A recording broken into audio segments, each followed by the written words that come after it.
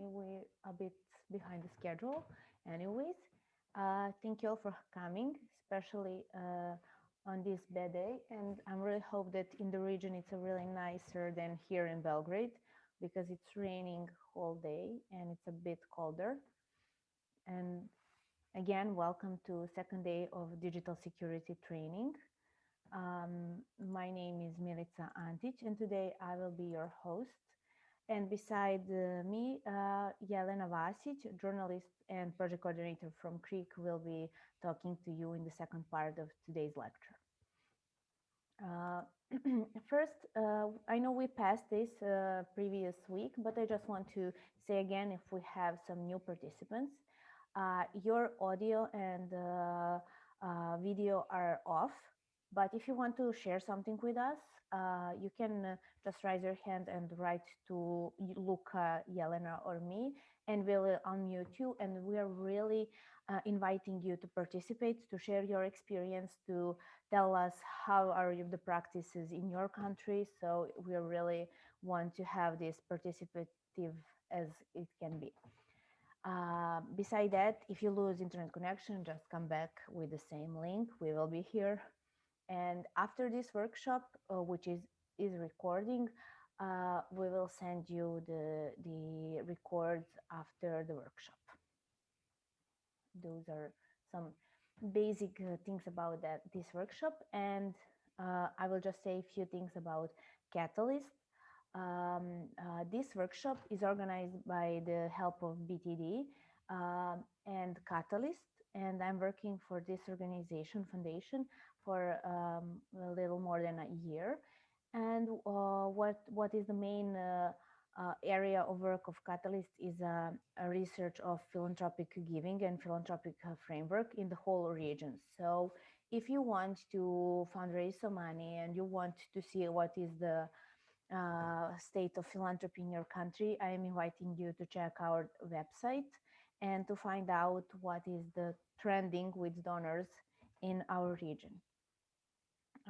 Beside that, Catalyst is working with fundraising in a mean of crowdfunding with the website Donacije or Donation RS, and we are teaching other organizations to crowdfund and how to create a fair connection with community and have a better relationship with that. And besides Donacije, we have another tool which is called CVCRM, which is a open source online software which helps organizations to control their constituents and to communicate with them better. And I'm in charge for that product. And beside that, for another one, and it's called nonprofit.rs, NetProfit.rs. And that product is for transparency, and NGOs in Serbia in general have transparency problems, and in that way their constituents have transparent trust issues with nonprofits. So we decided to create a platform where nonprofits can be transparent and show what they're doing, how they are spending their money. In that way, they can show how transparent they are. And in the next week, I will talk more about that part of my job. Also, next week, you will be hearing from Milan Rašković what you can do and which softwares you can use to increase security in your organization. And we will focus on free and almost free solutions for your work and your organization. And in the previous week, you have heard from Marko Galjak about our nonprofit tech survey, and from Igor Hrček, who talked about WordPress security. And I will just briefly sum up what you could heard, what we talked about last week. And if you need that presentations or you want to see recording, you can write to me and I will send you a YouTube video link so you can watch it later.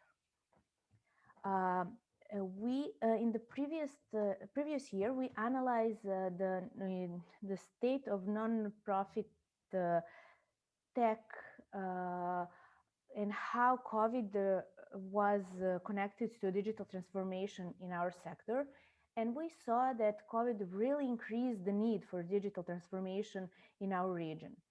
So for that, we create this training because we saw that nonprofits see the need for digital security, especially when everything started to be at home. We created our home offices, and we really need to increase our security online. So we saw that organizations prefer free solutions. And this webinar is one of the results of that survey. And I hope that it's really gonna answer the needs of some organization that answer that survey. Beside that, Igor speak about WordPress security, and especially we focused on WordPress because we saw that one of the most used platforms for NGOs is WordPress. And WordPress per se is a really safe platform, so you can really rely on that community, and it really have big community of developers and people who support WordPress. But on the other hand, a lot of extensions and third-party plugins can be really bad for you. So before every installation, you should consult with your developer, and you should really think of buying and investing in a good team with a checked developer before you go into buying a theme or downloading from torrent. It always has some kind of malware. It almost always has some kind of malware. So it's really important to be aware of this and to protect your information. Breached information costs much more. And even though if you don't have a backups, you will lose all informations from your organization work, especially if you have something like CRM behind it. So it's really important to have everything update. And if you have some company or individual who you can trust and who works for security to ensure security in your organization. And we came what we're going to do today. I will talk about how CRM can help you to have all centralized data in your possession, and how that create added value, and how you can create a different access for different people in your community. Also, we will scratch a bit GDPR and CRM relations, and how you can behave in the spirit of GDPR and use CVCRM. And we will go through a cloud usage. Beside that, Yelena will talk to you about secure communication, safe platforms for communication. She will give you some tricks and tips and activist resources, and I really hope that she will give us some examples in their day-to-day life and how they deal with informations they collect and how they protect their witnesses and sources and something like that. And before we start, I just wanted to share a quiz with you. So you will have 2 minutes to answer. It's a just simple yes, no question, just to make things more interesting.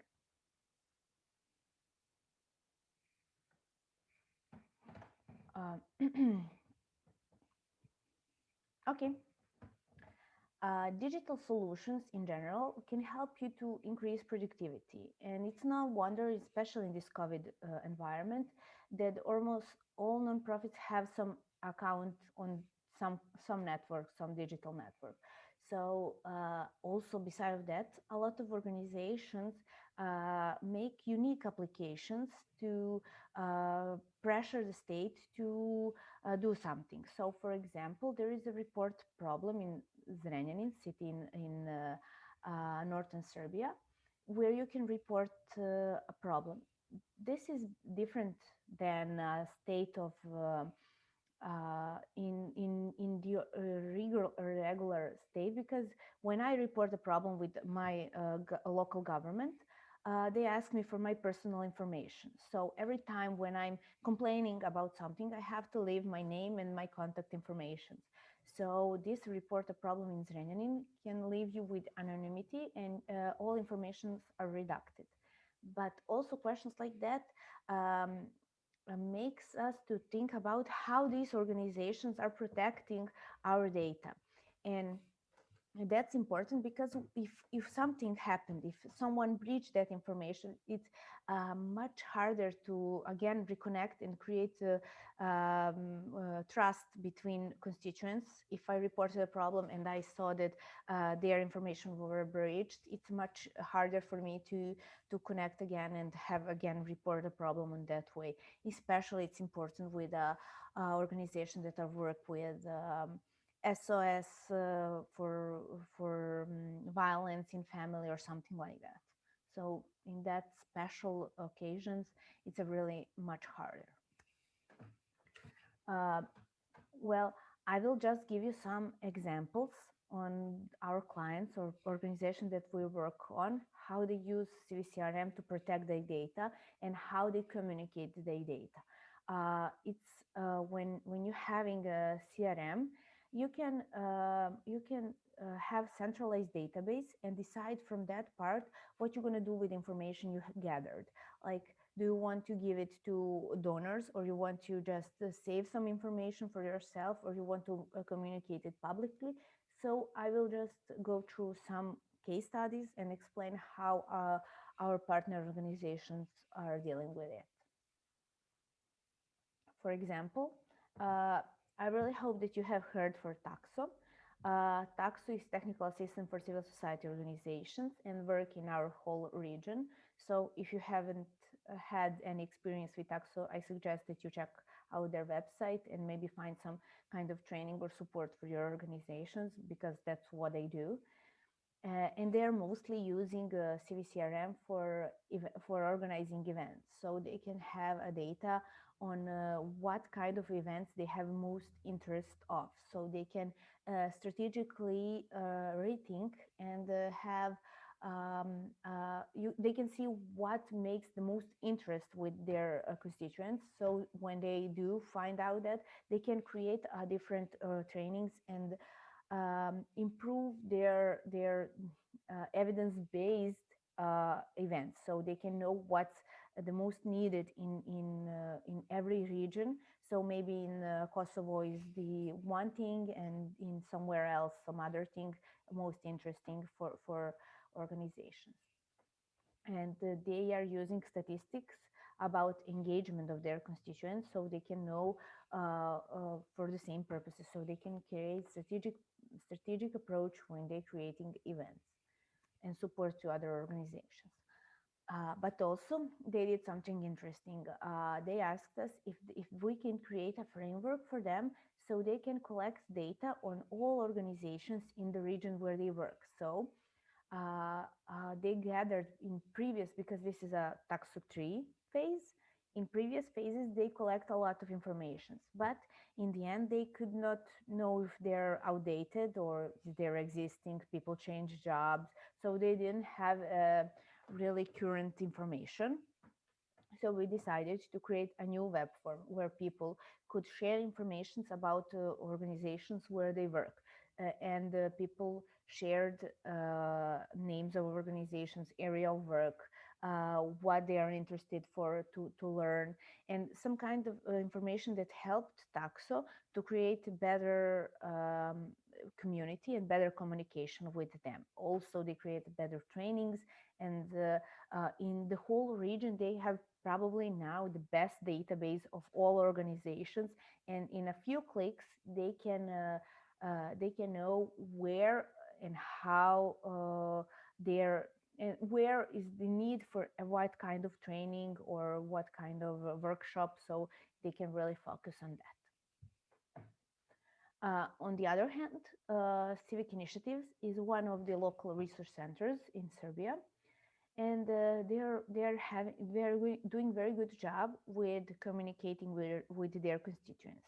They already have CVCRM for 3 years now, I guess, and they now have a really huge number of NGOs in Serbia who is following their services. So I just shared here one of the reports of newsletter statistics, where you can see how many people were intended to receive this newsletter. Okay, successful deliveries, and for example, unique opens. So you can measure how people are engaged with your newsletter.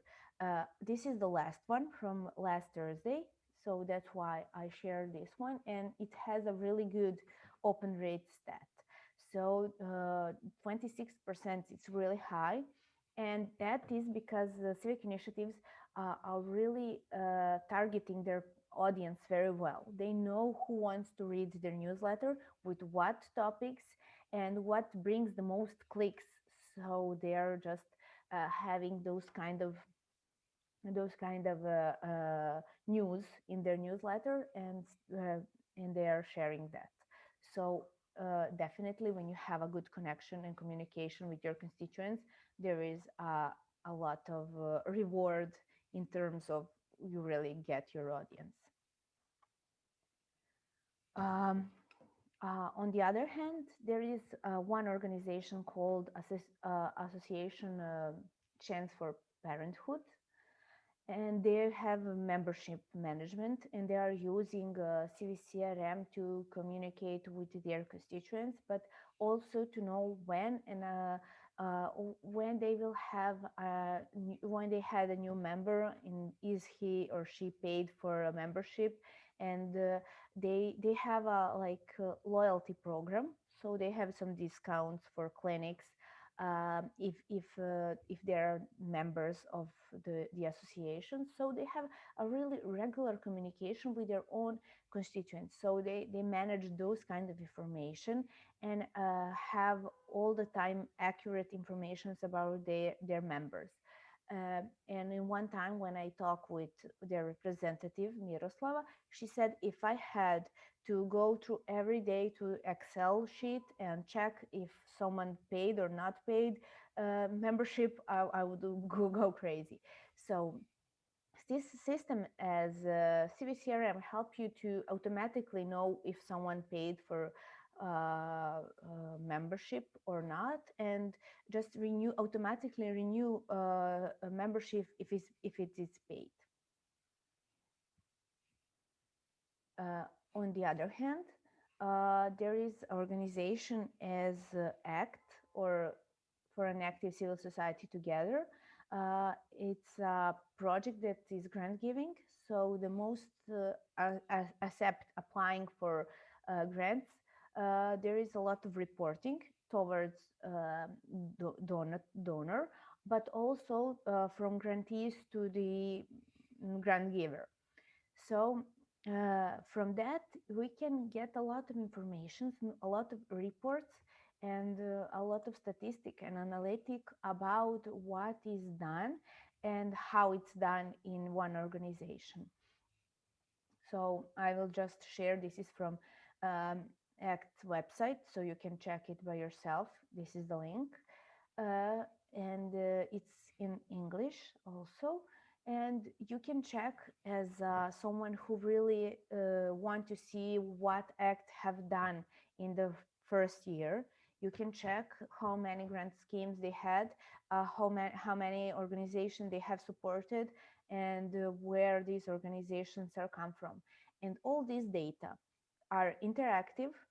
This is a screenshot, so of course not, but on the website, all data is really animated. So, and it's a real time. So every time they have a new grant, this is updated, and if we have a new county or municipality, this is updated. So we know how many organizations and on what are the topics they are working on. So we can see the most organizations in Serbia that apply for ACTS grants are in field of law, advocacy, and politics. Sorry. So these kind of informations you can extract for the system if you are having if you collect these kind of things. So it really can help you to then create another calls and create a second phase. And if you see that you really need more development and housing projects in your logical framework, you can focus on that part, and a lot of other benefits. I will share just two more examples. One is from Bosnia. It's Fondacija Tuzlanske zajednice. It's an organization or a foundation that is having a lot of individual or donations from companies, and they are doing a lot of reports because they have a lot of small and also big, but it's really important to focus on small donations from employees or whatever, but it's really hard to have it all if you have it in Excel. So you have to follow all those informations, and they are having a really extended reporting on who donated, when, and how. And they can even measure what community in Bosnia is the most generous and where they should be promoting philanthropy more. So they have a really good informations about givings in their part of the country. On the other hand, there is a Nurdor. Nurdor is an organization that is working with families of kids who have a cancer, and every donation they are publishing on their website. So every time if someone even doesn't matter how small or big a donation is, all donations are published on their website.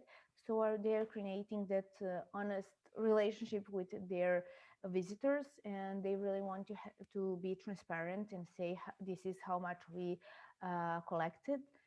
And you can all the time you can see for every day in every time of the week, you can see accurate donations on their website, and all these donations are collected through CVCRM.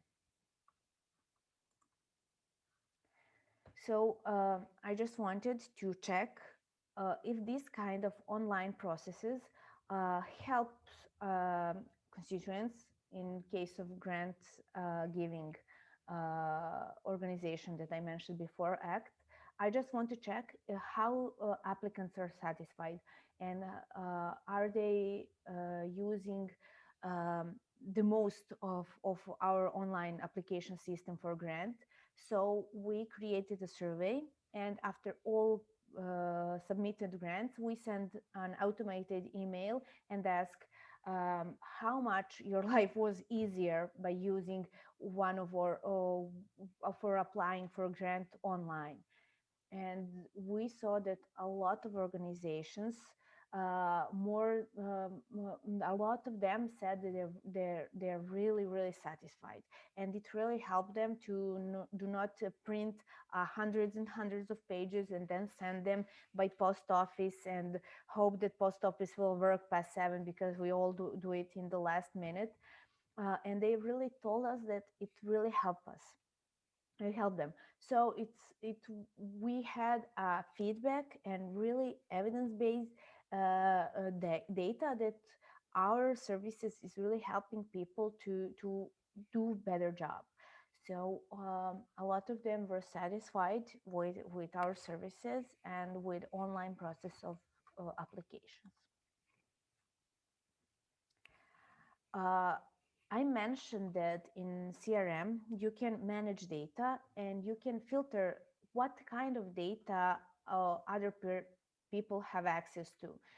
So you can switch roles and you can give different roles to different people, so you can be sure that they can access only specified data. For example, if you have volunteers, you just want to they have access for one part of your platforms, even though you have a lot of informations recorded in CRM. I mean, maybe you want them for them to call participants for event, but you don't want to see for them to can edit some donations part or whatever. Also, we have example in Serbia with one client that they have roles for municipalities. So a local municipality in one part of our city can have only access to participants or constituents of that municipality and cannot see the other ones. So that is really important when we are talking about security and control. And CVCRM allows you to be really in control with what of information you're giving to whom. Also, you can allow some kind of access to people who are not working in your organization. You don't want to give them the access to see what you have in database. You don't want them to see what contacts you collect, but you can allow, for example, for donor to see how many services you provided to, maybe not to whom, maybe that information can be redacted, but you can show how many time you spent and what is the services which are the most wanted, and how many time your staff spent on providing that services. And you can have live reports like you've seen on ACT example. You can see live informations on how many services your organization given. So you can have all the time communication with your donors or constituents and have accurate data on your system, on your website or whatever. I will just give you one more example. Catalyst for our New Year's, because we were in house environment and and all our partners were also. We wanted to send them Christmas or New Year's gifts, but we realized we don't have their private addresses. We just have their office address and the office are closed. So we decided to send them an email like, please, can you share your private information, your address information with us? We will take it with a lot of care, but we will send you New Year's gifts.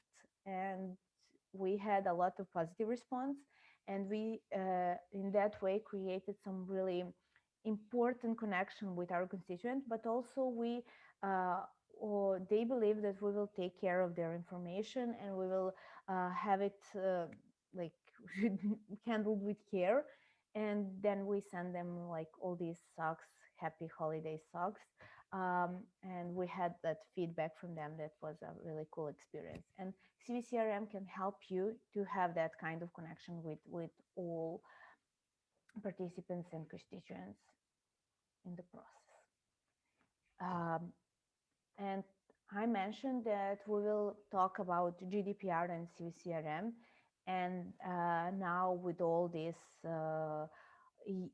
like EU standards, we all need to have some law and protection of private information. So in Serbia, this is also a case. We have a law in the spirit of GDPR.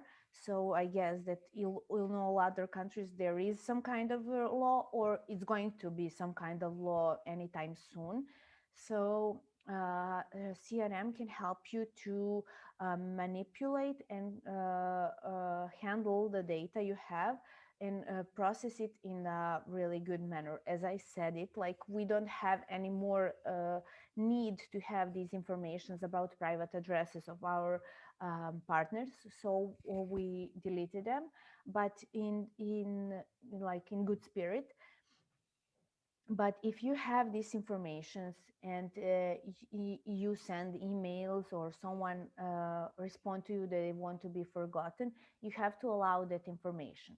And if in a case of I don't know, some kind of inspection commissioner for data protection come to your office and ask you to prove why you have sent these newsletters to some person, you can always verify that you have a consent because on every Catalyst platform there is like, do you want to receive our newsletters? And if you click yes, you can have, I mean, you can verify that that person consent on newsletter thing. And what is important is that you allow that people to can opt out anytime they need or want, and they have right to be forgotten. So in CVCRM, you have possibility to delete all records about some contacts, and you can just remove it. And why is that more in the spirit of GDPR? That is because if you have all data collected in some kind of Excel sheets, you can delete it from one, but there is another event that person who came to. So you have a lot of spreadsheets with a lot of information about a lot of people. So you can never be on the same page that you really deleted information about that contact. So centralized database can help you to be sure that one time you deleted the record about someone, it's really deleted. And also systems like CRM are really flexible. So if the data regulation is changed in your country, you can fast move to like, you can respond really fast and change data and create it to be more in accordance with a new law. And having all that in one system and in one database help you to respond properly. uh, and cloud usage. I just wanted to say that this is a last slide before I give you one more quiz. And cloud usage can allow you to have multiple users at once. It can be accessible from anywhere, and it's what's important with cloud is that it outsources security. So if you have something, you don't have to handle your server by yourself. You have other people do it for you. Sometimes it costs, sometimes it's not easy to organize and find the right one, but for that you can always ask for example, Balkan Tech Soup or even us, so to help you to find the proper one. And then you can really have a better sense of security in your organizations. So if you have that centralized cloud usage, you can decide who from your organization can access what, and where they can what they can approach from their work. And it's really important, especially in sense of working from home, that you have some kind of selection of who are the people who have all information, have access to information in your organization. Uh, Also, there's today a lot of systems that allow you to have a better security, and it's virtual private networks options. So if you are interested in those kind of information, you can really ask us for opinions, and I can share with you some our good practices. I'm inviting you once again to share your opinions in the chat, and share what you have gone through in your organization with security. Have your security ever been breached? So please write in Q&A or in chat. And I will now just, oh, thank you.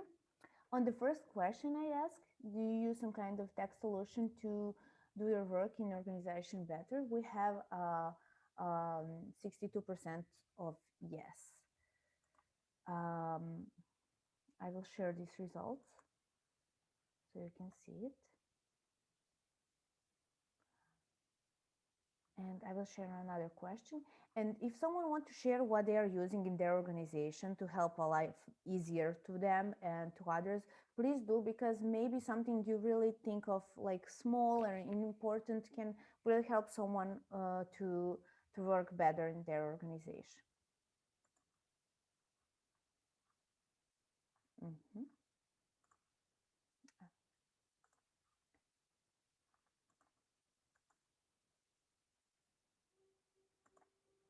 And for our next speaker, for Yelena, I will just launch next questions until she's ready. And I will ask you, do you believe that your government is spying on you?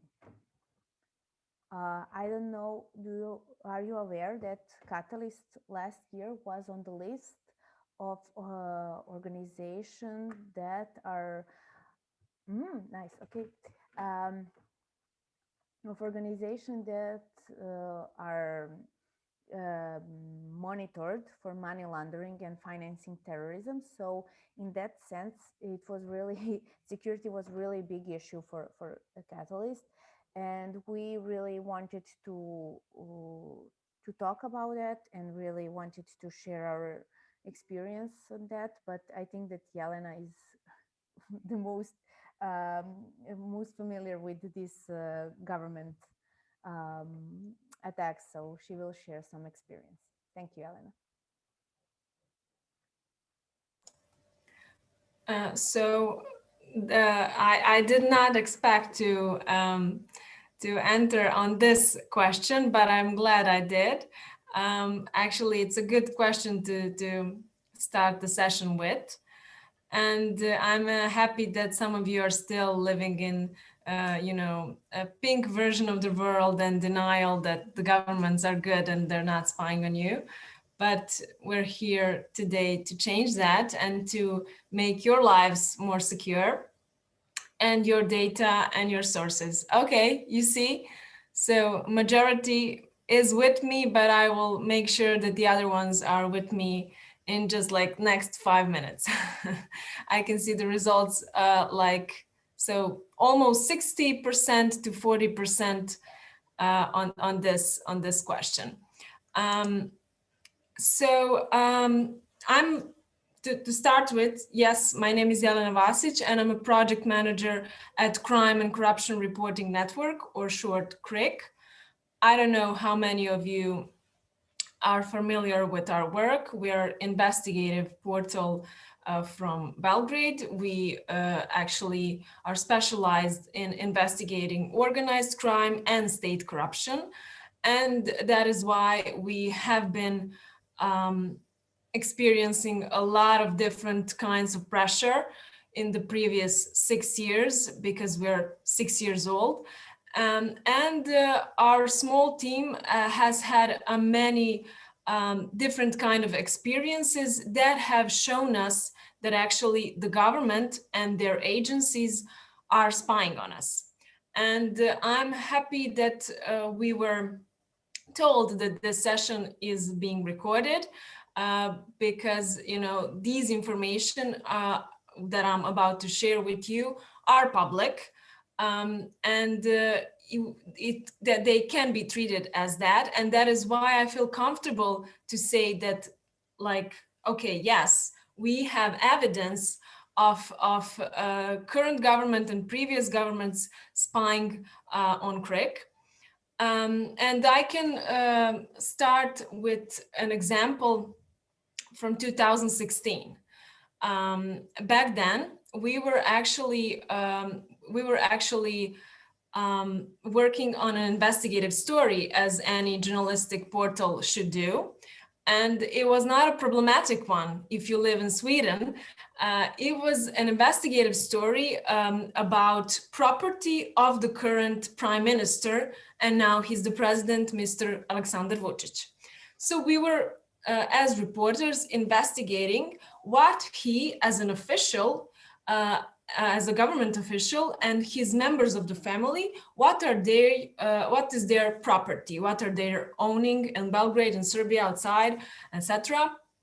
And it was a normal investigation. We were I can tell you more how we do investigative journalism on some other session, but the point was we were still in process of making that story. So remember, it's 2016. We're a small portal, 1 year old. almost famous in Serbia, but not quite enough. We are finishing our story. We figured out that Prime Minister, and he is the president, so Mr. Vučić, that he owns officially one small apartment in Belgrade, but that the members of his family, his close family, own 6 more apartments. And that is a not known fact in Serbian media or in Serbian state institutions. So we are, finishing writing that article because it's a big news. You should know what your prime minister actually owns. And we wake up on March 2016 to see headlines of the most selling tabloid in Serbia, Informer. I'm sure you know of that so-called media. So headline on Informer says, Greek is about to lie about our prime minister. They will say that he has this much apartments. And by the way, Greek is connected with mafia. So what they actually had in their articles was our unpublished headlines and information from our articles. With quotes, with conversations we had between us, with photographs of our editor, with some of our sources, with parts of informations we shared only inside of the office. And that is the moment you realize that you're being spied or monitored. Actually, when you see the entire series of those articles, you can make a clear analysis of what the Serbian Secret Service or other service in use of Serbian government was using to monitor our investigative team. They had private conversations that our editor back then had with his sources, with his family members, with other journalists.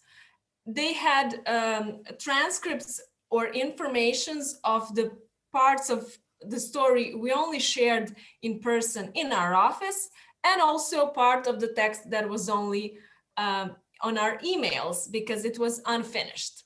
So they also had, I mentioned that, photographs of us on the streets.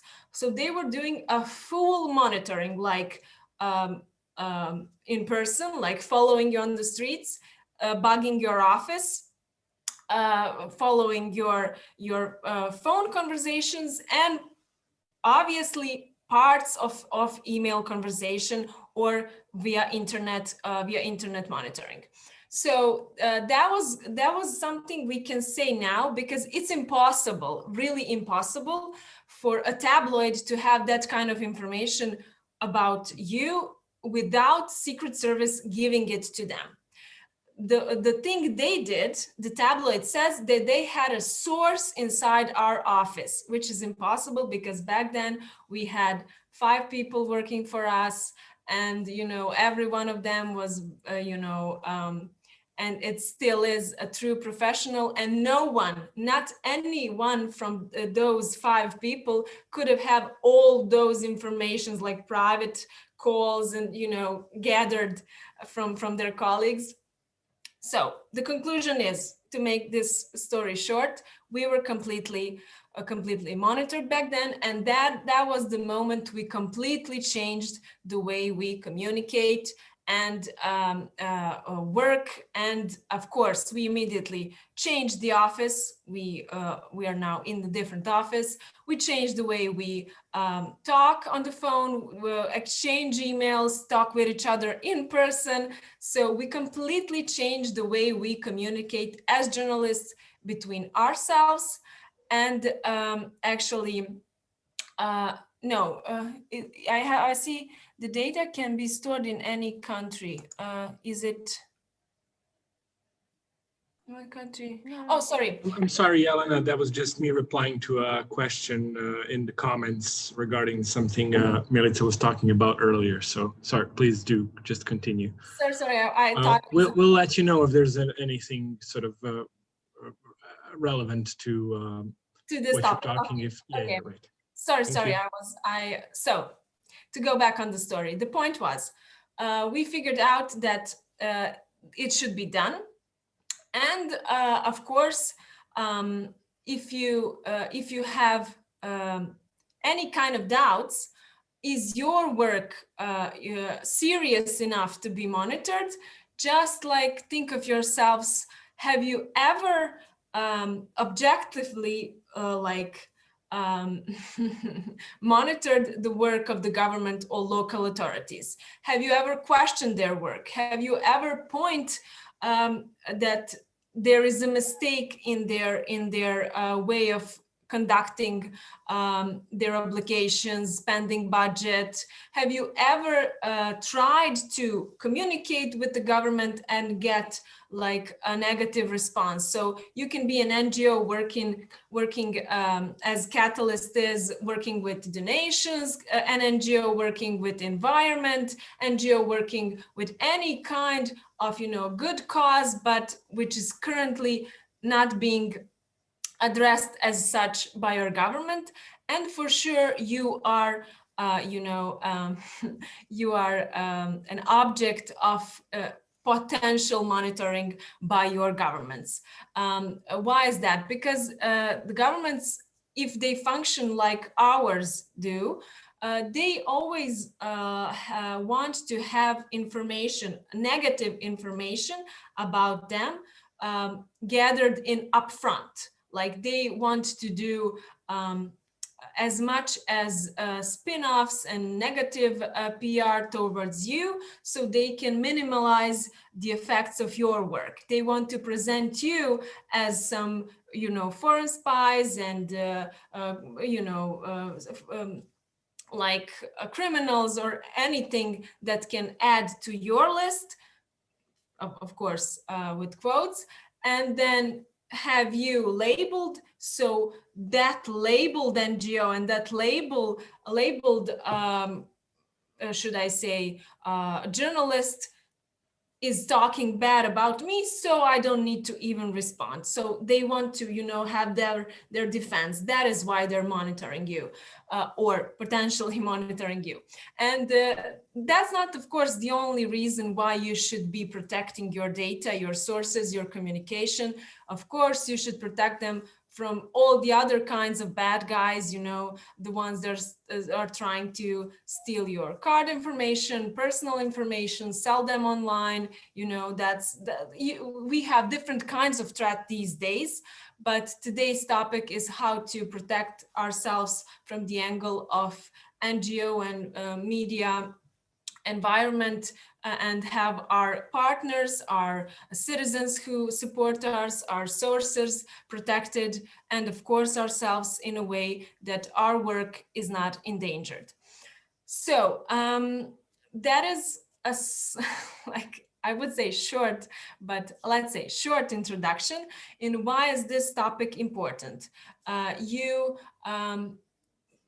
perhaps will never be in a situation to find out who has collected your private data from your phone, from your email, from your computer, because they will use it against you, even you not knowing it. We were, should I say, lucky that in the first year of our work, we had complete evidence of our office and our team being monitored, and then we changed completely the way we function. That is why, I must say, that is why they started, I believe, that is why we, after that, had 3 breaking and enterings in our private homes. So in the years to follow, like 2017, 18, and 2020, we had 3 different break-ins in the female apartments, in the apartments of our female reporters. And the reason why that happened, I believe, is because they were actually trying to either scare us off or try to find additional information they could not get because we were protected. We protected our online communication. But I will get to that.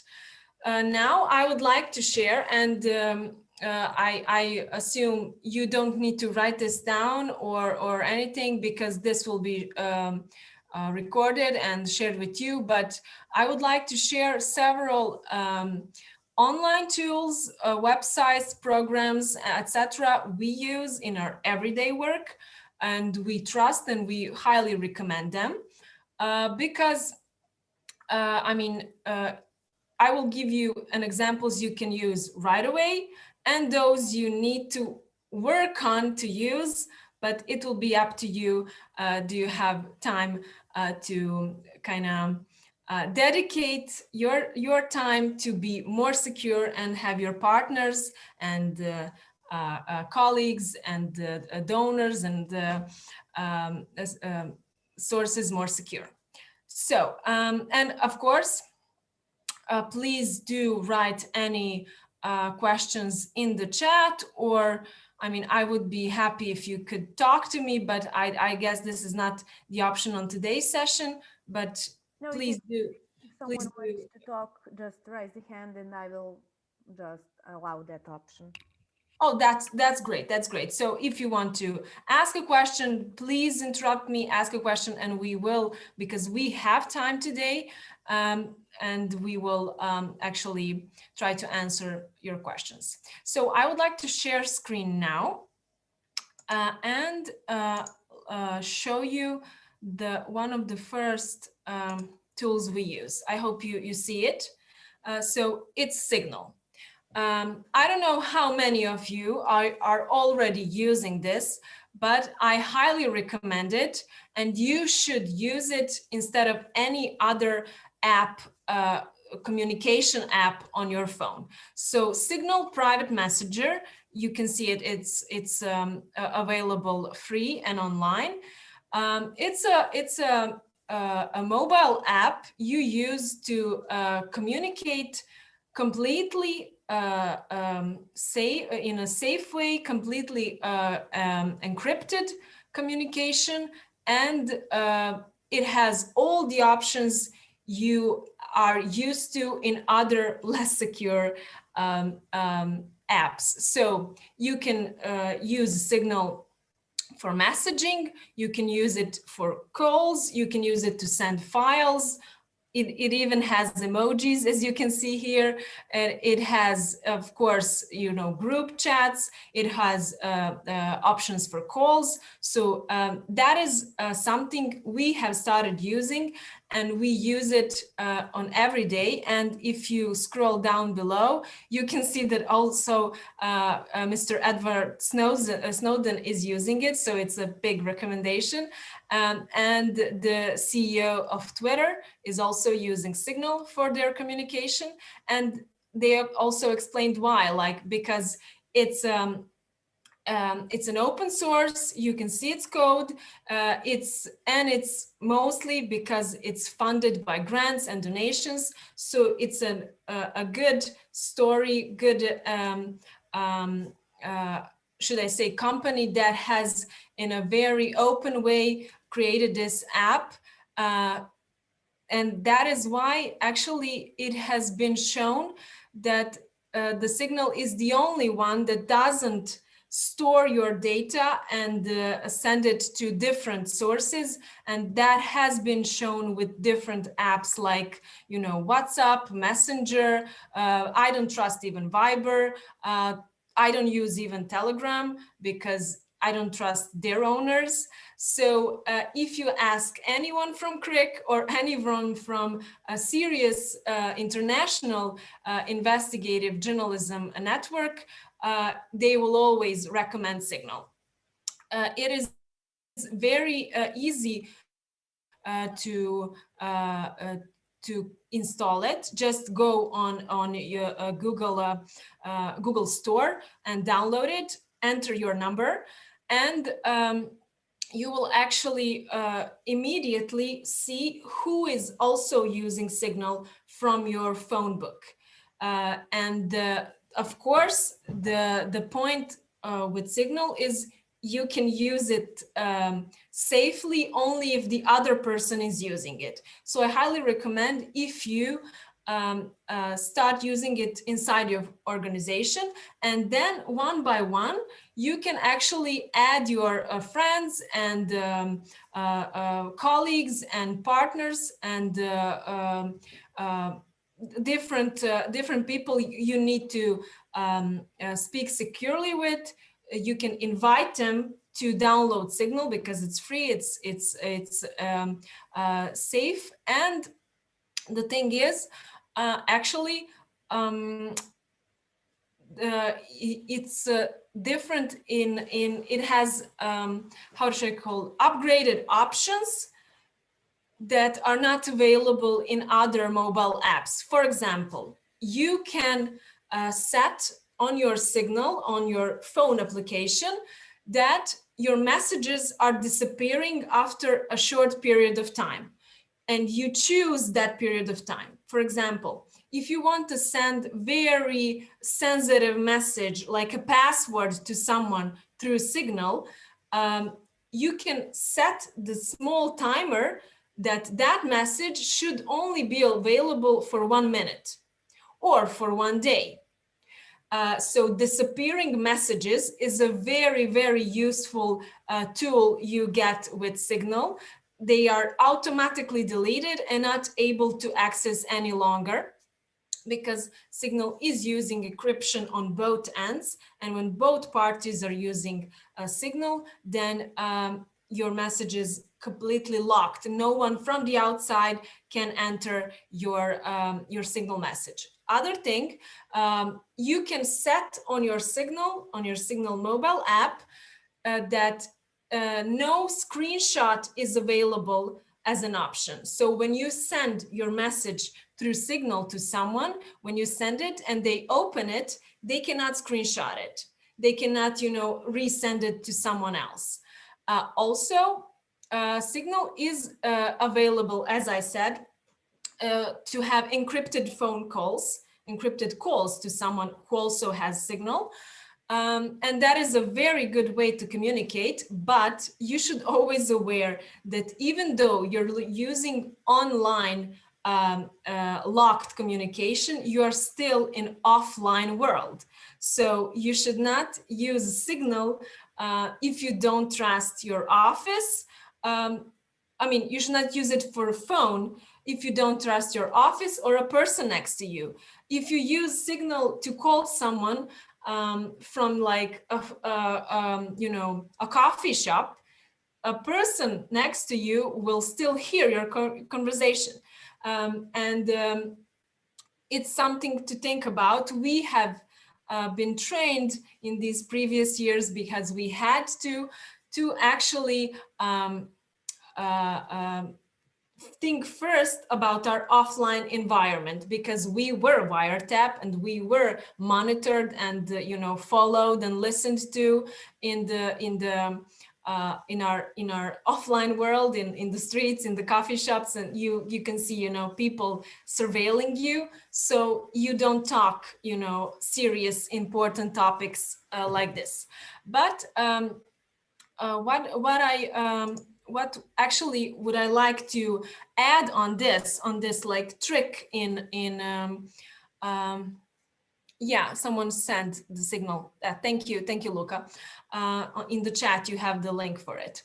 So what I would like to remember and have you remembered here, what we do now, we use Signal for sensitive information.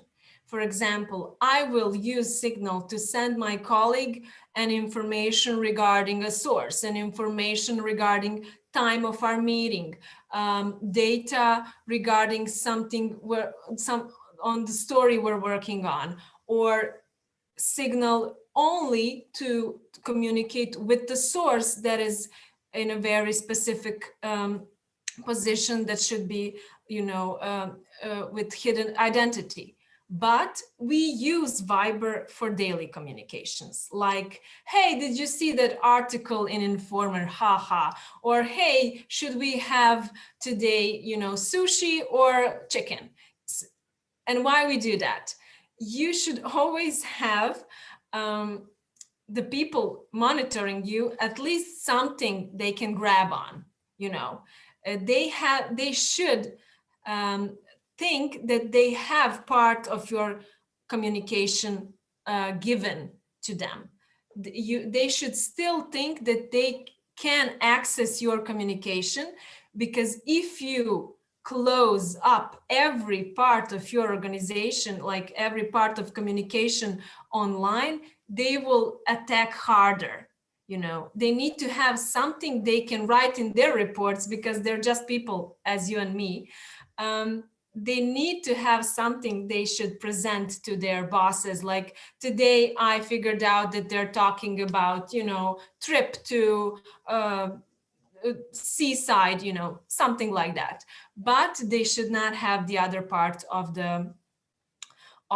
or if you can even offer them fake informations via SMS, fake informations via Viber, and then the real one on Signal.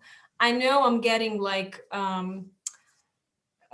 maybe it sounds too crazy, but it works. You should think, if you plan to go upscale and really secure your communication, you should think in this way. And I will explain further why. So that is an app you can start using today, and you can actually feel much safer. I promise you that.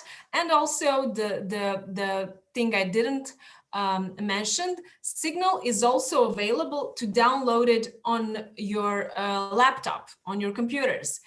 I do not recommend that if you don't encrypt your computers, if you don't have a special password for like, using the computers, or even if more people than you are using your laptop, then no, never use Signal on laptop. But if you do the steps we will talk on in the next 20 or 30 minutes, then you can actually have your Signal on the laptop. It's sometimes easier to send files that way, or to have faster chat or something. But that is an option. I do not recommend it, but you should know of it, and you should be super secure when you use it. And also Signal has a PIN. You can actually have an app inside your phone that you can access only by entering a PIN, which is super cool, because your phone can be taken from you, can be stolen, can be taken by your younger brother or anyone just like sneaking around. It could be of course taken in a more serious way. So always think it's there, it's on Signal. If I didn't set up the disappearing messages mode, then my messages are not secured. So always put a PIN on your Signal app. Okay, I believe I've sold you the idea of Signal, and I hope that many of you will start using it. And then I would like to continue with easy things before we go to harder ones. So I will like to share with you a recommendation for Jitsi. That is a website. Jitsi is a website, as you can see it, Jitsi Meet website, that allows you to have secured online meetings. So we as organizations have stopped using Skype or even Zoom in some cases. And if we have meetings with journalists in other countries, if we had our meetings, because part of the previous years we were working online as well, if we have meetings with sources, we always use Jitsi. It's free, it's super, super easy to use. You just go on that link, like Jitsi Meet, and just go here, start a meeting. And then when you enter your name, it can be one letter, I already joined the meeting. So I made a room on Jitsi, and then I just share this link. I hope you see it. So it will be a link up in your browser, and then share this link via Signal or encrypted mail to the person you want to talk to. So Jitsi is also highly recommended a website for online meetings in international investigative community, because it has been proven to be super secure. You don't need to install it. You can use it without any app on your laptop or phone. You just need a link. And what is very useful, so you can see, just like you needed 2 clicks to start a meeting and send the link to someone. The other person, pardon, also do not need to have any app. It will only open up the meeting, and at the same time, it will show you if anyone else is in the room. So it's a room for meetings. And I mean, you don't need to be kind of paranoid when you're on Zoom after this. I also use Zoom for official meetings. I will for sure use Zoom or even Skype if I want to have, you know, a lecture or a meeting about something I could say publicly. If you want to say something, you know, you could say on television, you can for sure use Zoom and Skype or whatever the apps they're using. But if you want to have a secure online meeting, you should use Jitsi. And of course, always be aware of your offline world. If you're sitting in a full coffee shop, you know, at least put earrings while talking on Jitsi, so you can protect your source and his informations are just meant for you. And that is, I hope that was clear, and I hope if you have questions, you are going to share them in the chat. Sorry, Elena, there was a question regarding Jitsi. Boschko asked, is it limited in the time duration of the meetings, the platform? No, okay. No, actually, thank you for pointing that out. So yeah, Jitsi is not limited. You can, you know, our meetings can go on and on Jitsi, and it's not limited also on the number of participants. Just like share the link, you know, I showed you on from the browser to that room you created, and then you will be able to use it actually with any number of people in any number of time you need it. The other thing, you know, when you there is a new message. Oh, you shared it. Sorry, I need to keep track on both sides. So going on, so we have now learned how to securely talk on the phone and send secure messages on the phone, and how to, you know, have secure online meetings. But the next thing, of course, should be how to securely use our emails. The thing I highly recommend, and I so hope you will start using if you're not, is double verification. So I don't know, I mean, I don't know how many of you has already set up a double verification or double step verification on your Gmails and other mails you use, but you should do it today. It's very easy, and it should be something that is mandatory for at least you know, business emails, because it's actually a way to double secure someone from entering into your email, into your actually email thread. So I believe I also prepared that as a list. Let me share it here. So double step verification on Google.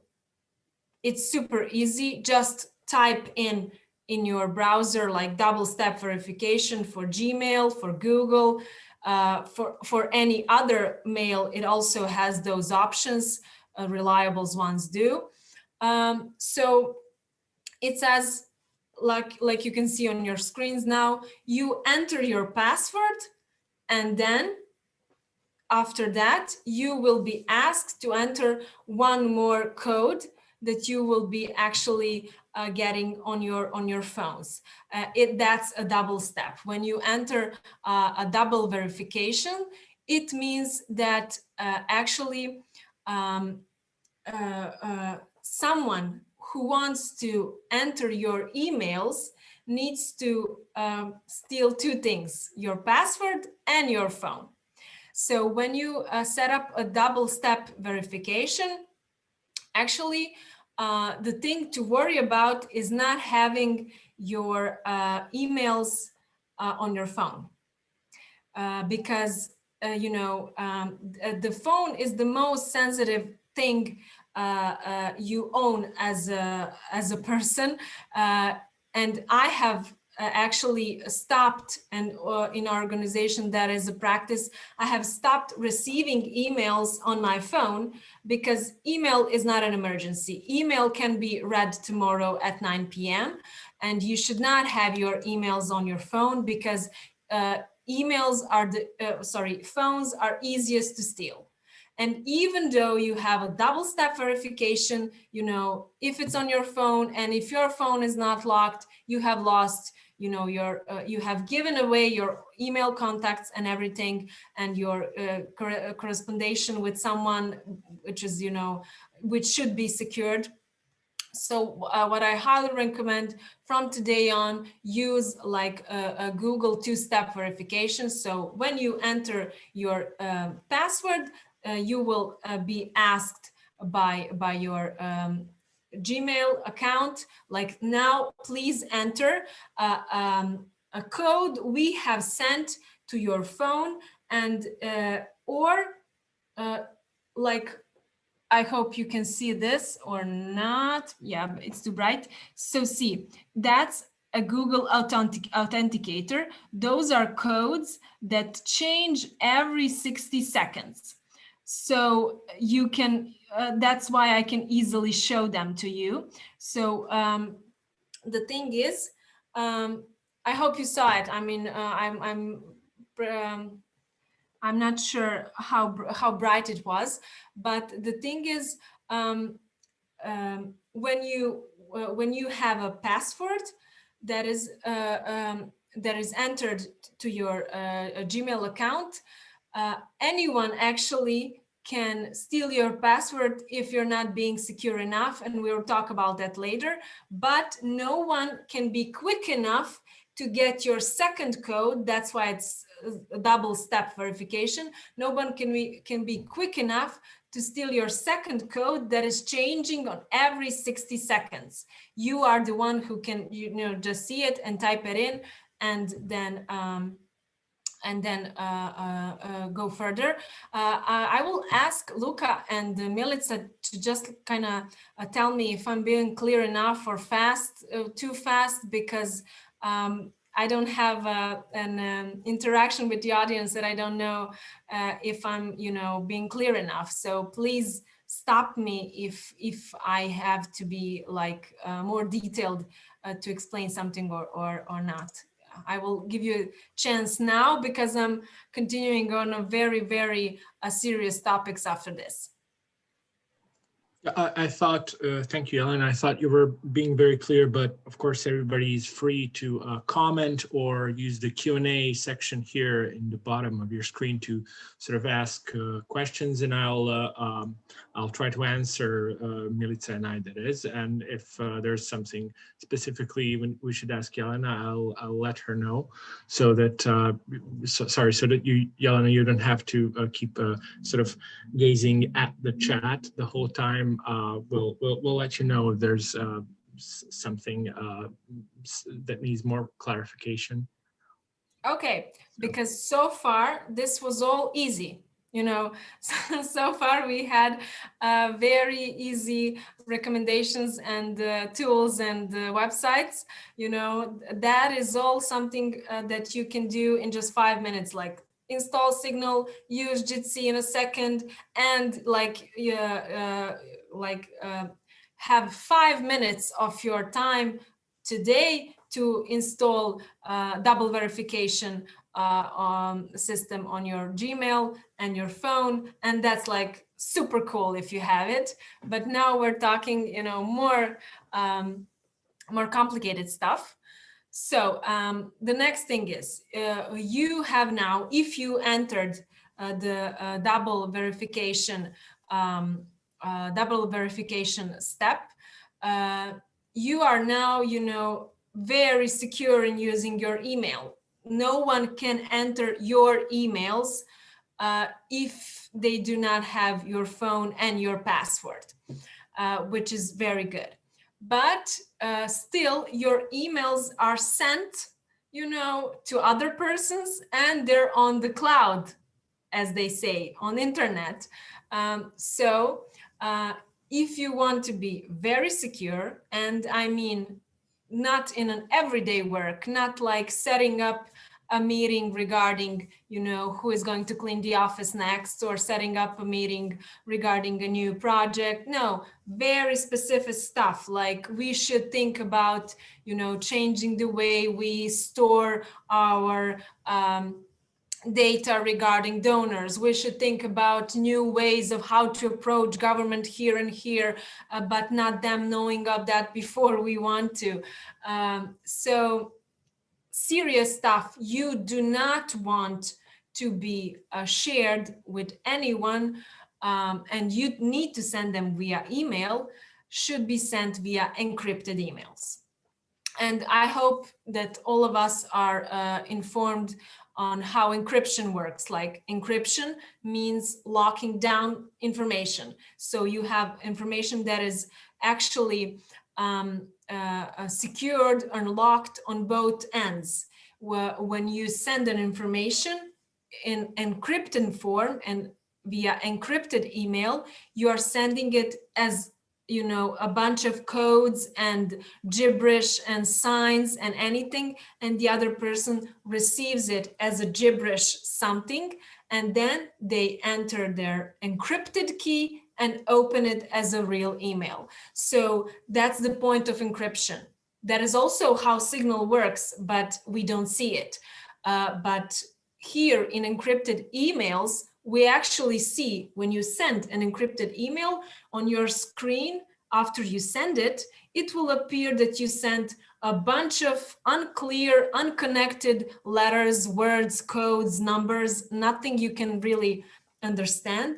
The other person will receive that kind of gibberish, unclear message, but then when they enter a code that they know, then they will open a real email. And to have that kind of encrypted emails, you can actually use a program that is also available, and I will share it with you now. It's Mailvelop.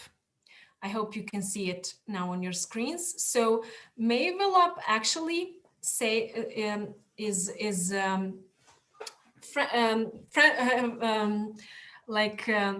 easy to use, but it sounds complicated. When you start using it, you will understand why is it important. So they say, in a very, very detailed and easy way, how you can use them. They are compatible with Gmail, with, as you can see, Yahoo and other mail options.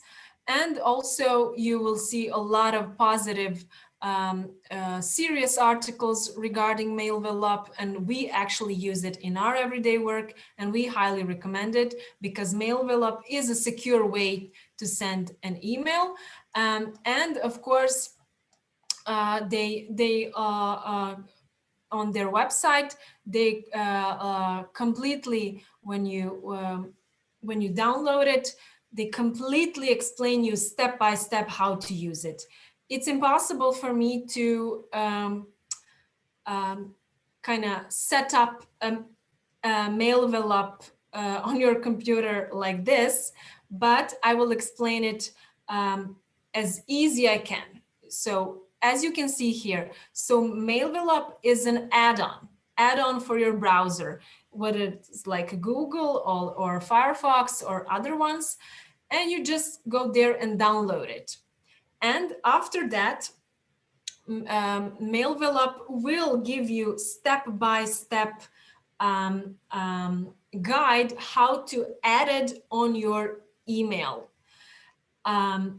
How it works actually. Mail envelope or encryption per se works, as I mentioned, on the logic of online keys, or to translate that, passwords.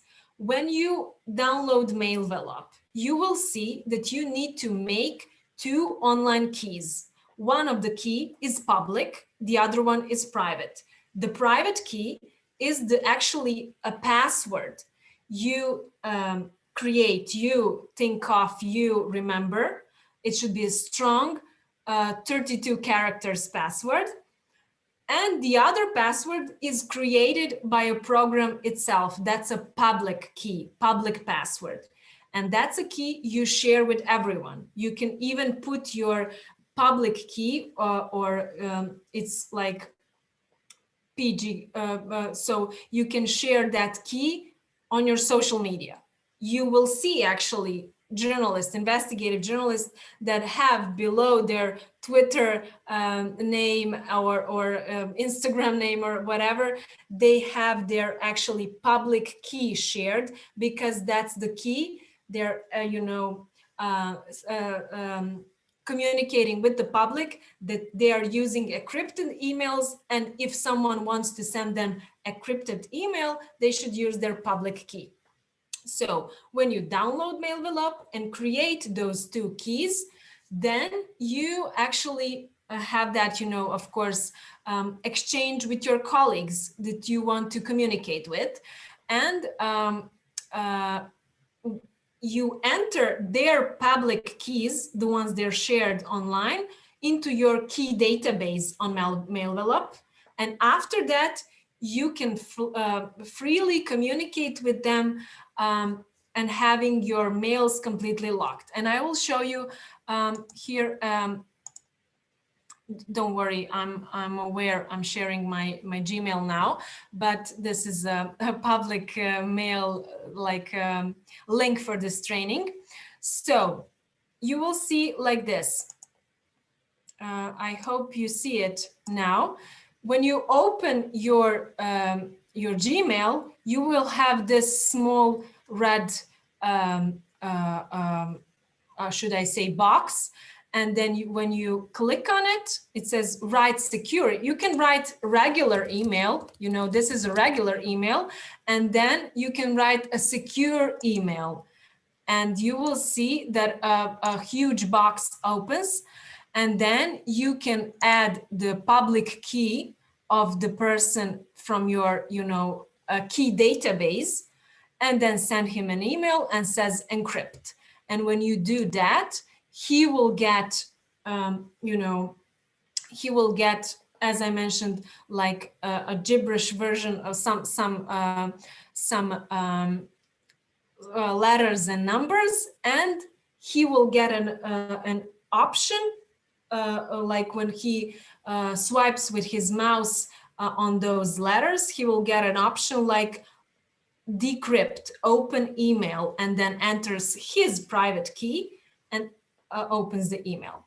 So as I hope I'm clear, but it should be, it's something when you start using, it's that simple. You cannot explain yourself why weren't you being more secure in the past.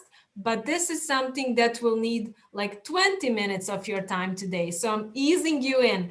The previous one needed 5. This something you need like 20 minutes to sit, download this, and have it on your Gmail, then secure your private key and release publicly your public key and start communicating like this. It would be much easier for me to have this session in person, because when we were doing trainings on online communication in pre-corona time, when we could sit with participants and kind of have their laptops and then have them, okay, we will have this 15 minutes to create our envelope, then you will exchange your public keys, then you will send, your first encrypted emails to each other, and then you have a practice. And then after that, when you tried it,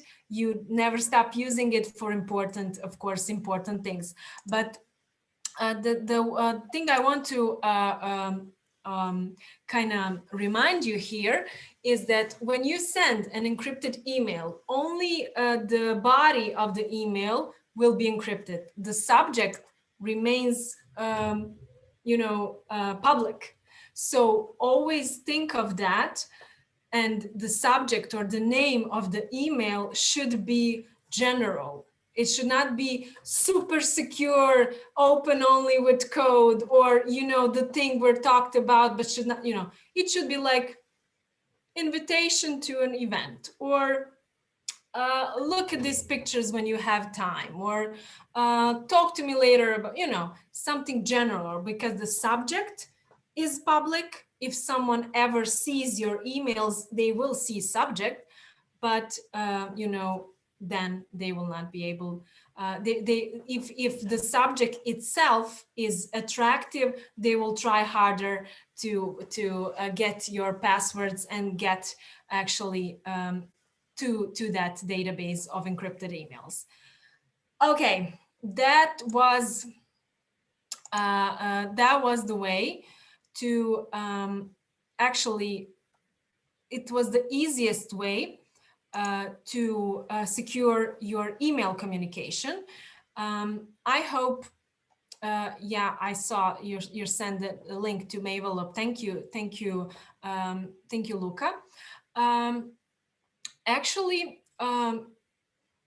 that is not even close to all, because you have secured your email, your phone communication, the way you communicate online, but now you should also secure your laptop.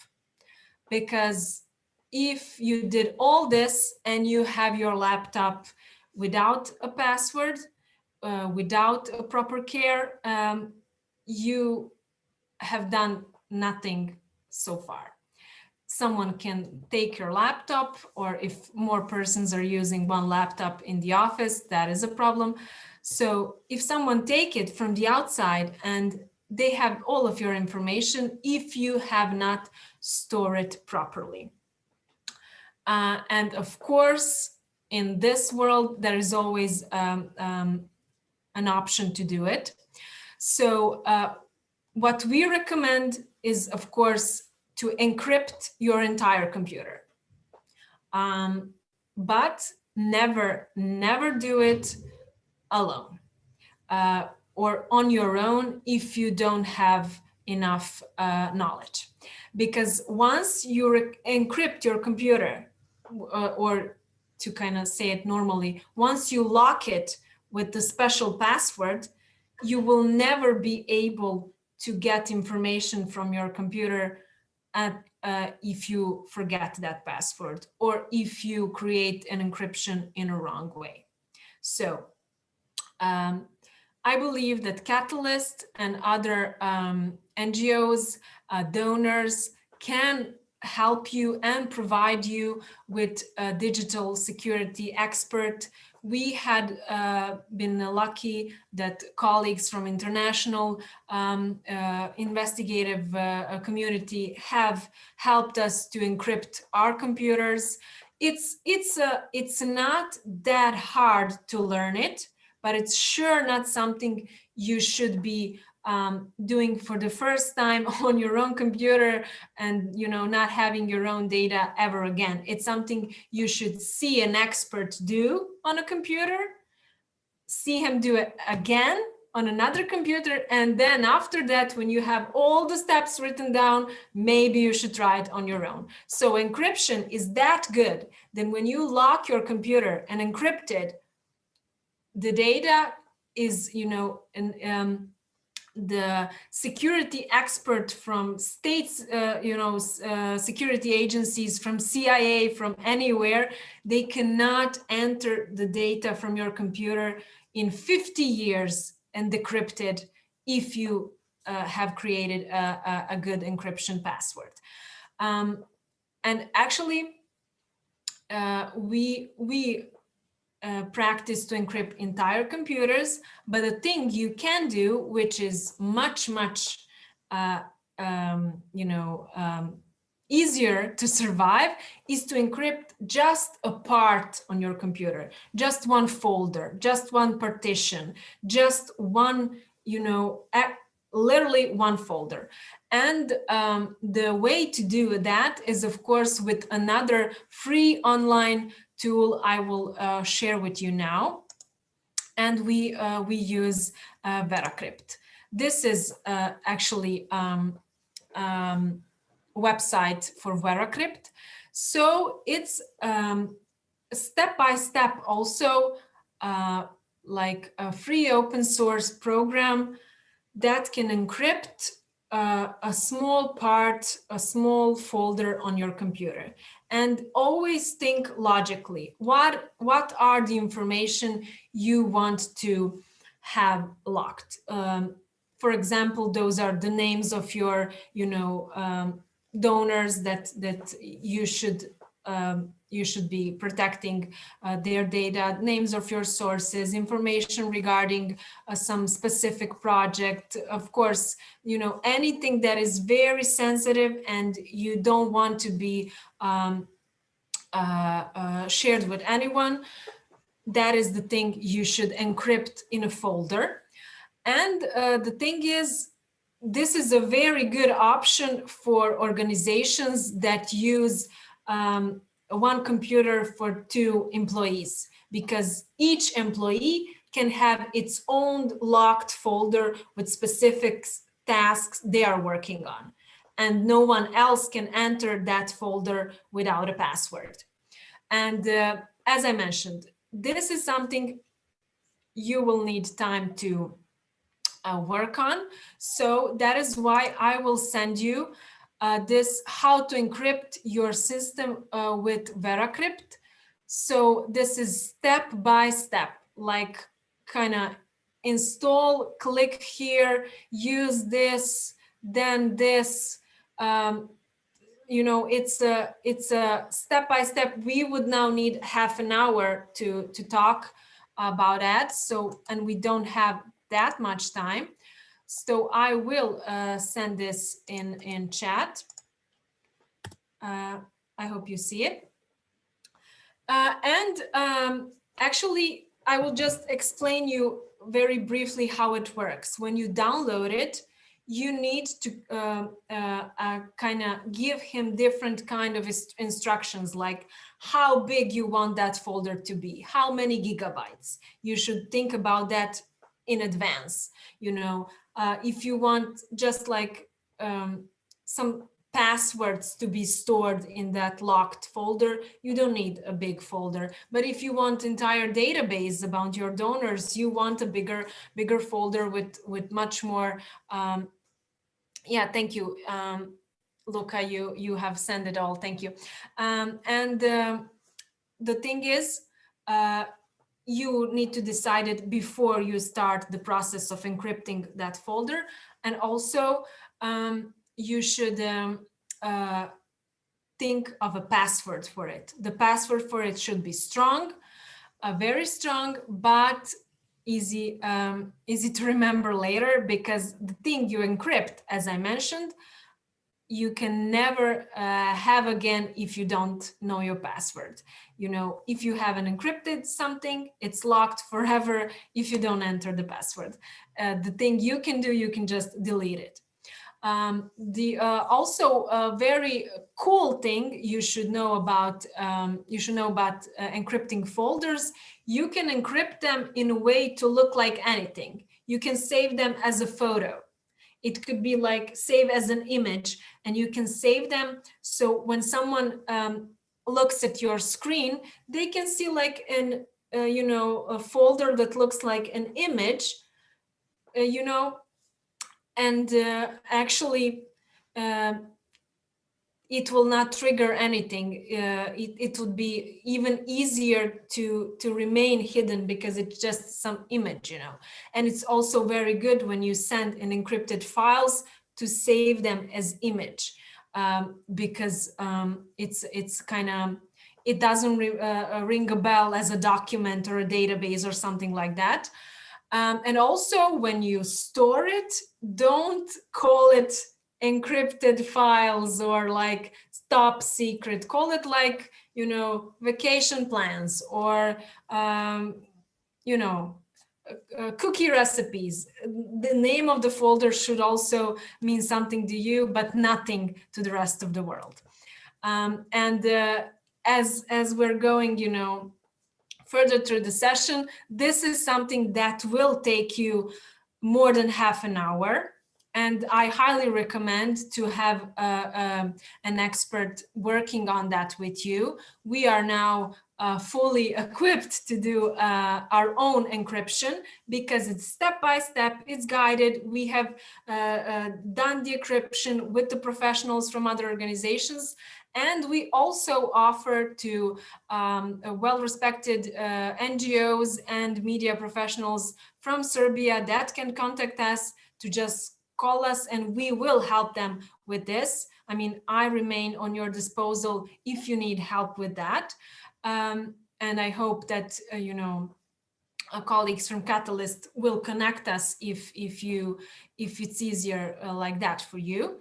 And that is, that is when you've done this whole process, when you secured your, phone communication, then your online communication, emails, like double verification and encrypted emails, and now you have even locked your computer, now you're pretty safe, like this is being like almost Snowden level. But don't worry about it. You don't have to go from 0 to 100 today. You just need to start using one app by another and introduce yourself with these security procedures. Believe it or not, because this is not all. You have, for example,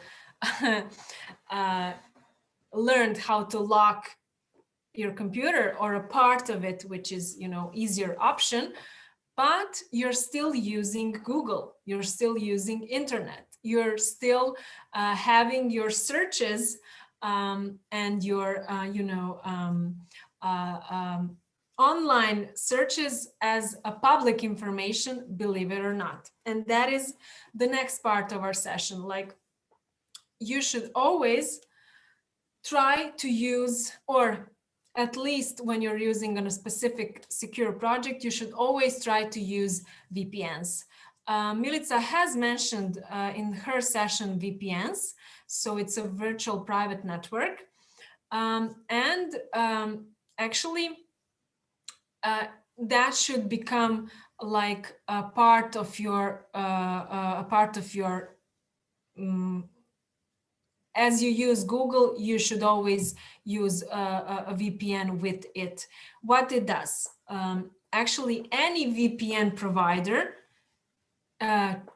when you install it, changes your IP address. So while you're Googling something from your office in Belgrade or in, Tirana or in Sarajevo, anywhere, when you Google from there, if you have your VPN on, the person that is monitoring your, internet use and your browsing history will not see you coming from Sarajevo. They will see that, for example, the way you said it, the IP address is visiting from Japan, from Canada, from US, from anywhere.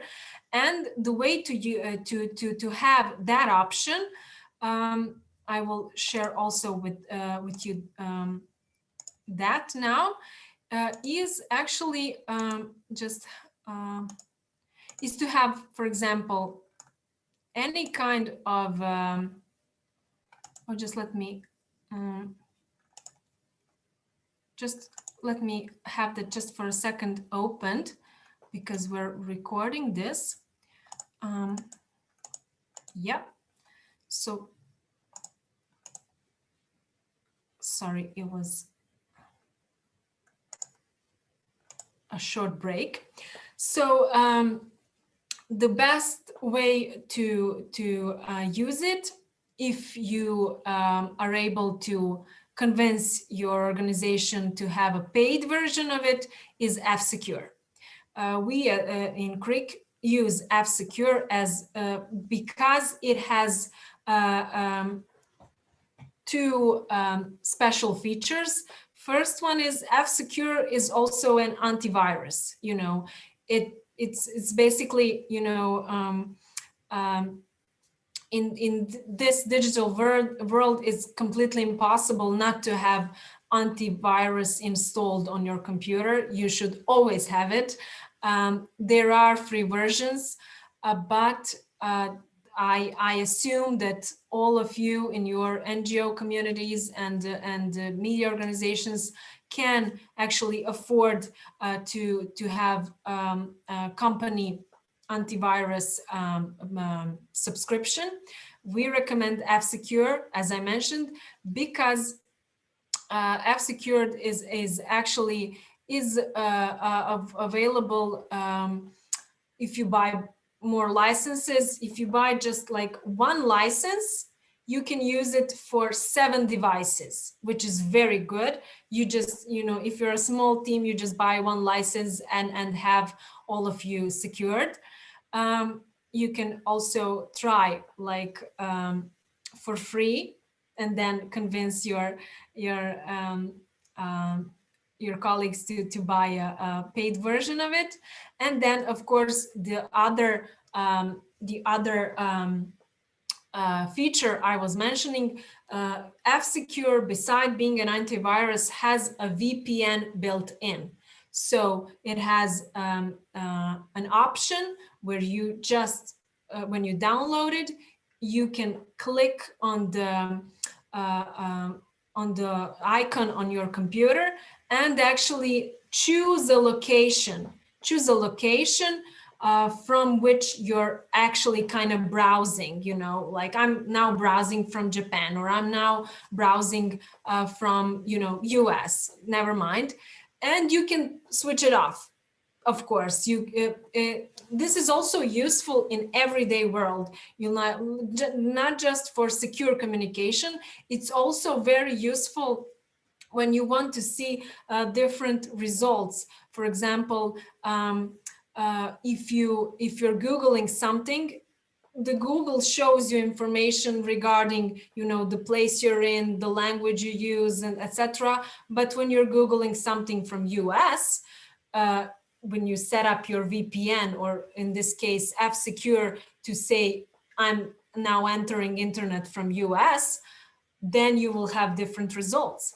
And then, of course, there is a completely free version of VPN, which is kind of slower to use, but it's actually the oldest and the most famous one. And I don't know if you heard about it, but it's called Tor. So Tor is actually a VPN that you can use instead of Google Chrome or instead of Mozilla. When you download VPN, when you download Tor, is like you have downloaded like VPN instantly with it, because the thing Tor does, it behaves like a regular browser. You just, you know, download it on your computer and then Google through or search through Tor. And then you will see Tor like constantly behind your searches. He constantly is changing your IP address. You don't have to click anything. You don't have to have the paid version of VPN. If you use Tor, it will immediately in the, you know, behind scenes, it will change your IP address constantly, and the websites you're visiting will not know that that is you visiting their content.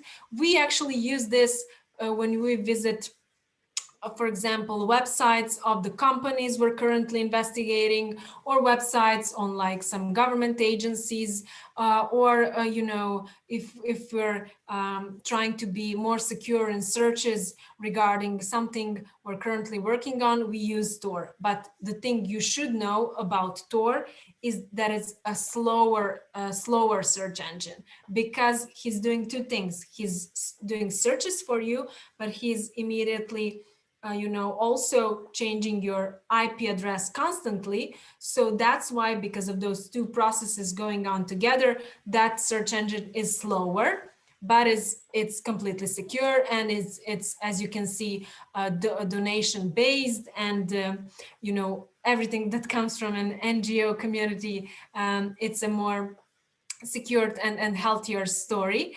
And we for sure can recommend a Tor for very sensitive topics that you would like to search completely free. I will make a very short break to ask you if you have any questions, because I'm going on and on for like hour and a half. So please interrupt me, like ask me anything if I'm being unclear so far. We have one question. Mm-hmm. I don't know, can you see it, or you want me to read it? I don't see it. Okay. Seems like too many passwords in everyday life. Do you remember them all, or you have or use some application to store all these passwords and PIN codes? Very good question, because that is the next thing I wanted to talk to you about. Yes, of course, I use a key management application. It would be impossible for me to remember all of these passwords, because I use different passwords on all of these things I have shown you today. I use different password for mail envelope, you know, my private key. I use different password for like to encrypt my computer, to enter my computer. That's a different password. I use different passwords for Gmail, for Facebook, for Twitter, different password for all of them. And of course, it's impossible for me to remember all of them being very strong. So that's why I use, and I will show that now. It's called KeePass. I will share the screen so you can see it. This is the program I use. It's also it's one of the programs. This one is free, and it's you can download it. And there are others, of course. Maybe some of you, maybe the person asking is also using something else, so they can share that with us. This one is very good, because actually, and maybe I can show that here. This is how it looks. It says enter master key.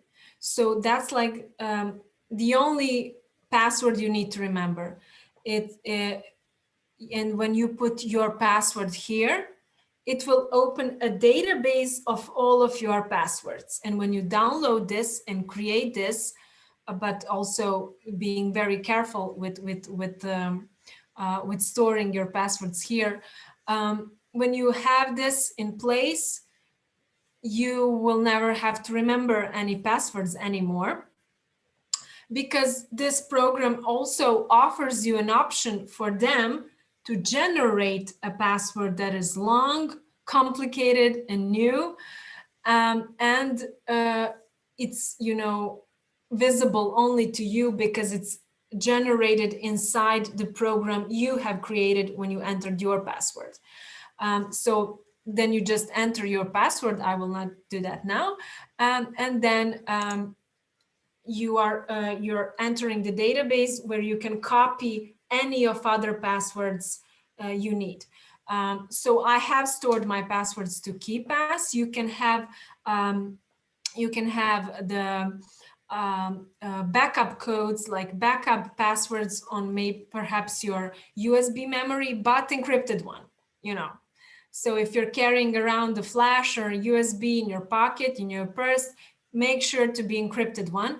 And of course, you can encrypt entire USB only by using VeraCrypt, which we mentioned today. Step by step, you can encrypt the entire USB. And the thing about passwords, I would like to actually dedicate more time to it, is that every password should be easy to remember, but hard to guess. And you should not be afraid of long passwords if you made them properly. So speaking of this, that you should, if you use a key database for all of your passwords, you need to remember one big password. You should make it in a way that it's very easy for you to remember it, but never use things that other people can guess. So of course, don't use personal names, of few or your close friends or family. Don't use date of births. Don't use any suggestions regarding your work, etc. Nothing that person who surveils you or wants to steal your data could guess. We have always like a suggestion how to create a very useful and easy to remember password. And that is like, for example, use something you always know, like your favorite part of the song or your favorite movie quote, and then make it in a password way. For example, you can say, a movie quote like, "Frankly, my dear, I don't give a damn," from, Gone with the Wind. That is not my password. Do not worry. That is not my password, but that is a long sentence. And you can now make that sentence for example, beginning or end of each word should be a capital letter. Then between every word, you can put a number. Then, but like a same number, it could be like 1 or 1, 2, 3, 4, 5 between every word. Then every letter that resembles a number can be a number, E can be number 3. Then when you write it down, you can always remember it. Like, frankly, my dear, I don't give a damn. I can always remember that. And then the starting letters of every word will be capital. Then between every word, I will put the number 1 or a dot, and, change 1 E to 3, for example, and that is the way to think. Like, that is the password I will always remember, and I don't have to write it down, and no one can guess it. Why would anyone guess it? And you should think of your own system. You should think of something, a line from your favorite book, a quote, a phrase that you don't use, in everyday speech, but it's close to your heart, it, and you can, easily remember it. Just change few letters, just add a number at the end or at the beginning. It's good to go, you know. And that is in the previous years, it was not recommended to use actual words, but now it is shown that if the sentence is long enough, if you have numbers between it, if actually some of the letters are capital, it is strong enough not to be decrypted and broken through. So all of this that we were talking today should be supported with a strong password, or you should be using a key management that is locked with a strong password. Actually, all of this that we're talking about is in the online world, but you still have to think about your offline environment, as I mentioned. So, for example, we're today on Zoom, we're using, some of us are using video, some of us not, but I'm not being paranoid when I recommend to always use camera covers when you're not talking, because of course it has been proven many times that you know, your phone cameras or laptop cameras are actually giving out information if your devices are bugged, or even if they're not bugged. It depends just who is storing that information. So we in Greek use this. I don't know if you're able to see it, but it's a small camera cover. You just, you know, put it on your camera, but you can scroll it from one side to another, so you don't have to, you know, have some pins on your camera. I will try to do it now like this. So I just scroll this when it's on my laptop, and just choose, you know, not to have my camera open while I'm working, because why would anyone see me and my colleagues talking about the subject, for example, or in your private life, of course, why would anyone have a footage of you without makeup, you know, searching on your computer or other things. And we also use that camera covers on the phones as well. And the things I really recommend, and maybe I can even I think I can show you here. I think it's here somewhere. Here, yeah.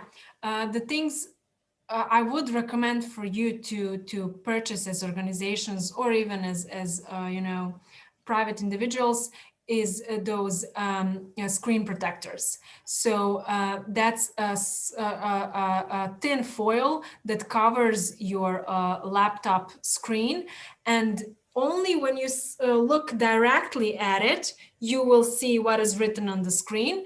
You know, and when someone from the angle is trying to, you know, someone in the coffee shop, some of the colleagues maybe working on different projects, some of the, you know, uninvited guests, if they want to stare from the angle at your laptop, they will see a blank, you know, a black screen. They will see nothing, because the foil reflects lights differently. So you see information on your screen only when you're directly in front of it, and anyone glaring from the side will not see it. And those covers can be purchased for any size and model of the laptop, because actually there, you know, there are many companies producing them, and it should be a part of your practice, because, you know,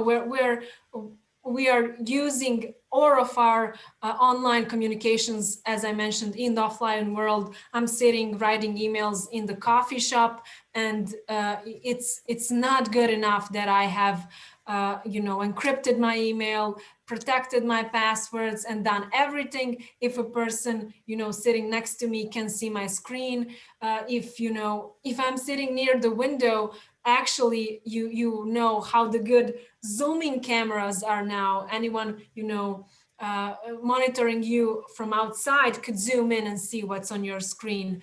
And again, I'm not being paranoid, but that is a reality. Like, always think that there is someone trying to get information about you. So if you want to hide it, there are ways. And also, what you should know when you're typing in your password, always look behind you. Like, if you're typing in your password in a non-private space, always look behind you for cameras. If you're typing in your password in coffee shops, just don't do it. But if you have to do it, just look if there are cameras behind you. Because actually, we have had cases of our colleagues from different countries that have been super secure, and they have been using all the encryption and passwords and secure communication, and then they were using their passwords in public spaces, and then actually because they were surveilled from a secret service, actually they had agents, secret service agents, approaching owners of that coffee shop to take the camera, from their security footage camera, and then retype to know the password of the journalist, then steal his computer, then have his password. So that it's a crazy world we live in, and it's a crazy actually work we do as activists and journalists, and that's why we always have to double think it before we do something. I'm hoping I'm not scaring you too much, but I'm giving you just, this lecture should be like a big insight of all the options you have and all the actually threats that are there, so you can start thinking in a different way and actually start applying at least some of the things we have told you, I have told you today.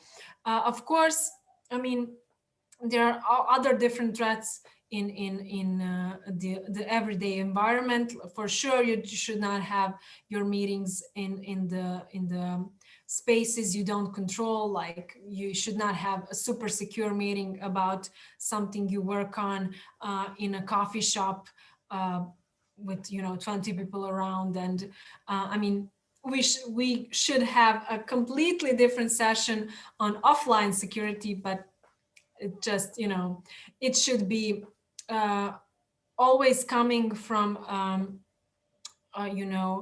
a clear, reasonable sense that you are there to protect yourself and your data. And I mean, we have started this session earlier, and I believe that now we can slowly transition in the Q&A part. So I'm here if you have any questions. We have greetings from Banat. Thank you so much in the chat. And I'm here to answer any of your questions. Please, like, raise your hand, ask me, write in a chat. If you want maybe for me to share any of our experience, just let me know. I would just like to relaunch the poll about I asked before, do you now believe that your government is spying on you? I just want to compare it. Yeah, well, don't patronize me. I still want to have some of you have your own, beliefs. It's not that bad. It can be bad if you're enemy of the government. That's the thing. I just saw that today a journalist from Pakistan has been arrested because she was reporting on COVID situation in Pakistan. So, I mean, we are really living in that situation. So, I mean, we should be aware of that. Yes. I can see that the numbers are higher. So, my job is done today. I have my good deed for today was to convince you to be more protected and safe. Yeah. So I'm here for any questions. And of course, I will share my email with you in the chat, so you can write to me if you have any follow-up questions. Just let me, it's very easy. And we're available, of course, for any kind of guidance and help we can provide to activists and journalists doing the right thing. Did you share your email in chat? Because I can't see it. Oh, I send it. I actually send it. Maybe you actually sent it just to me. Let me just reshare it. Like as a direct message and not to all. Okay, you will resend it, right? Yeah, you resend it. That's it. That's my email. Yeah. Well, if we don't have a questions, I will send you Yelena's email in with materials and everything, and all the links that Yelena shared with you. And Yelena, really, I'm grateful because it really helped me too, and it was really interesting. So I hope that and others learned a lot as I am. So if I get some questions for you, I will forward them, and maybe we can work together on more topics. Sure. I will be happy to help with encryption, with convincing you to use more Signal than Viber, with being a devil's advocate. I'm here for that. Yeah. Thank you very much. See you next Thursday, all others, and have a nice weekend. Oh no, we have. Yeah, we have. There's someone asking for presentation materials. Yeah. Oh, okay. I'll send it. Okay. Thanks a lot. Thank you and goodbye. Bye.